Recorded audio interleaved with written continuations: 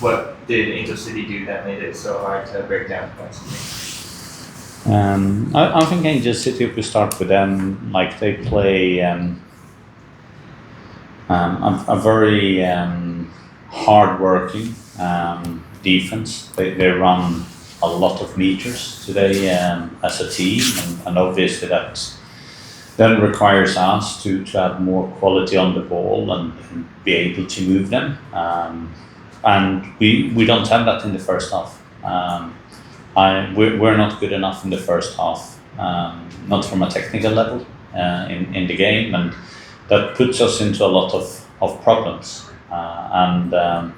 That's something we have to look ourselves in the mirror and saying, with the way that we're playing, we have to have higher standards than we had in the first half.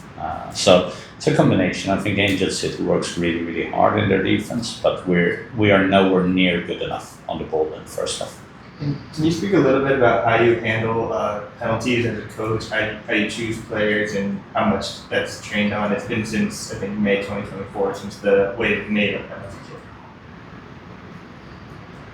When you say made a penalty kick, it's like we scored on a penalty. Yes. I know we practice penalties, and the philosophy is that we try to take the best penalty shooter to take the penalty as well. I know, being to my mind comes, I know we had a penalty with Maria Sanchez last season. We had a penalty at home here against Bay, right? And we had this one here. So yeah, it's one of those to say that of course we want to score on penalty kicks, but sometimes you don't have the margins on that, and then you have to work on the different areas. Hi Jonas, so Angel City recently changed coaches. This new coach started on June. As a coach, how difficult it is to prep for a game against a pretty much like new team when it comes about that?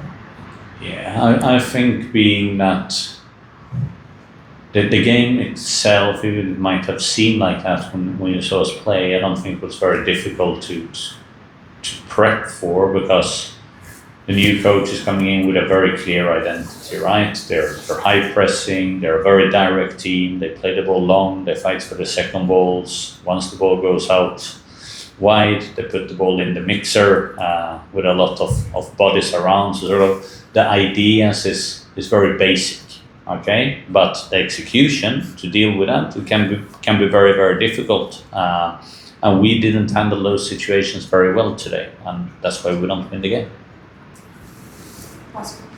Well, what do you say to the players to be able to bounce back after a loss like tonight to keep fighting for the championship?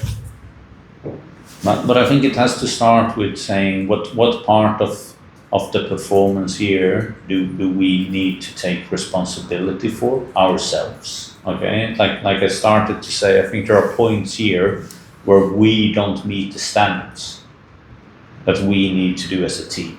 And that's individuals. And I mean, I'm accountable for that, so I take the most responsibility. But as a player group, we also need players to take responsibility for doing that in the way that we're playing. We're not good enough today. So, but we have had so many games this season where we have been good enough. So it's about remembering that, and we need to find a way, of course, to put this game behind us, learn what we can learn from that, and then fully focus to Kansas. Like, it's not a game that I think we need to dwell on too much, and it's unfortunately part of the business that some days we're not getting our best performances, and that was today, and we're very disappointed with that. But as in life, it's all about how you react to this here now.